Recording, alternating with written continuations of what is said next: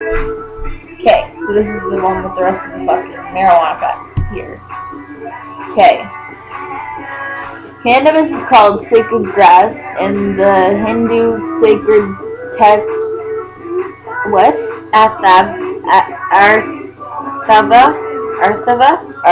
Veda? Or Veda, something like that, anyways.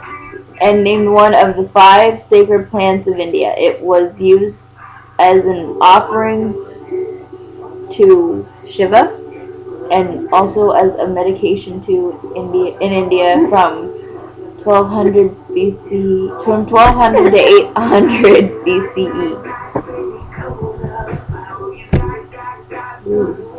That looks so pretty. It does. I wish you guys could see this. It looks pretty.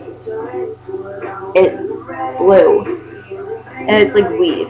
And it's green too. Yeah, but it's pretty as fuck. Well, I want to smoke it. Yeah, I really want to that smoke would it. get us so high. I want to smoke that. Okay, anyways. Retitle? Hemp use spreads throughout Europe. The hemp plant was introduced into northern Europe by the Scythians around 500 BCE. Over the next 400 years, it spread throughout the subcontinent. Okay. Cannabis mentioned in the Jewish Talmud, whatever. Talmud. Mud. Anyway, sometime around 500 to 600 CE, there was a mention of the euphoric properties on cannabis in the Jewish Talmud. There's no I. It's T-A-L. I realized that. Okay, smoking cannabis becomes popular in the Middle East. Oh, Osama. That's why they're all so crazy. Between 900 and 1,000. Okay, I'll wait till you finish. The use of cannabis spread throughout the Arab world. Arab. By the early 1200s, smoking marijuana had become very popular in the region. It was popular among Muslims who are not permitted to drink alcohol. Okay, what I was gonna say was about the fucking. You think that they wouldn't want to like have war and like fight with like guns and shit if they all smoke weed? All the Arabs I'm talking about. That's why there's this thing saying that if everybody in the world smoked a joint at the exact same time, there would be world peace. Yes, 2 hours. I believe that that's true.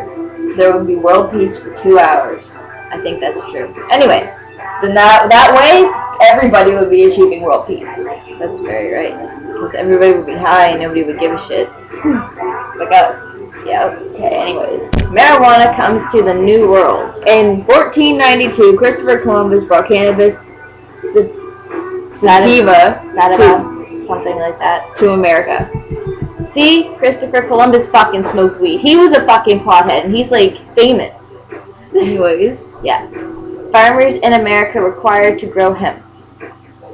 From 1000 to 1500, the use of marijuana spread further. The French and British grew hemp in the colonies of Port Royal, Virginia, and Plymouth. Plymouth. Plymouth? Is it Plymouth? Something like that. Anyways, it's not Plymouth. In 1619, a law was passed in Gemstone, Virginia, colony. Jamestown. Shut up. Colony, which required farmers. I said required. You know it's dumb bitch. Required. It's on a slant. Shut up. You have to say with farmers to grow hemp. Marijuana also became a major trade item between Central and South Asia during this time. Presidential marijuana. Oh, the presidents were potheads too. At Mount Vernon, George Washington grew hemp as his primary crop in 1797. Thomas Jefferson grew hemp as a secondary crop at Monticello. Yeah. Napoleon bans hemp. In 1798, Napoleon declared a total prohibition of hemp after realizing much of the Egyptian lower class were habitual smokers of marijuana. Medical cannabis sold in the U.S. In 1840, medicines with a cannabis base were available in U.S. pharmacies. Hashish was available in Persian pharmacies. Yes. Hashish. That's a new one. Yeah. U.S. receives the gift of marijuana. In 1876, the Sultan of Turkey gave marijuana to the United States as a gift. By 1880, Turkish smoking parlors were opened all over the northern U.S. Fuck, why can't it still be like that? Right, you're supposed to read that. Wait, Food and Drug Administration formed in the U.S. In 1906, the Pure Food and Drug Act was passed in the U.S. and the Food and Drug Administration was formed. This was the first time drugs had any government oversight. Ford's Hempmobile? In 1908, Henry Ford made his first Model T with hemp plastic. The car was fueled with hemp ethanol. Yeah, well, shit. Cannabis prohibition.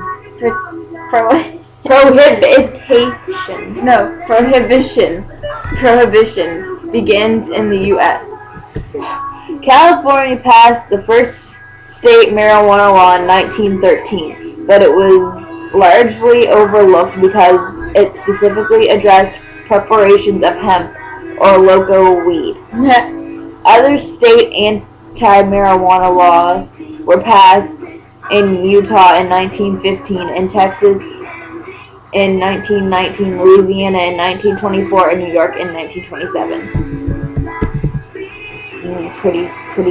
Cannabis prohibition in Britain. In 1928, the recreational use of marijuana was banned in Britain. Marijuana ordinance passed in El Paso. This is a long one. Yeah. Marijuana came into the southwestern United States in the early 1900s with Mexican immigrants. Migrants. I was going to say it says migrants, not immigrants. No, migrants. Who entered the country looking for work. Laborers enjoyed smoking marijuana after hard days in the fields. The local European whites believed that marijuana gave the Mexicans superhuman strength and turned them into killers. What the fuck? In 1914 in El Paso, some white men were allegedly attacked by a Mexican man who had gone crazy on supposedly killer weed. Following the incident, the El Paso City Council passed an ordinance banning possession of marijuana. The law was more about controlling the local Mexican populace. There's no N. Populace than controlling marijuana as the predominantly white constituency. There's no SS. It's his constituency.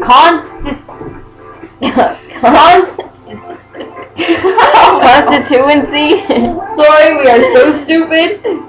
Did not like the Mexicans or their customs. Were they dealers now? Okay. Harry J. Anslinger declares war on marijuana.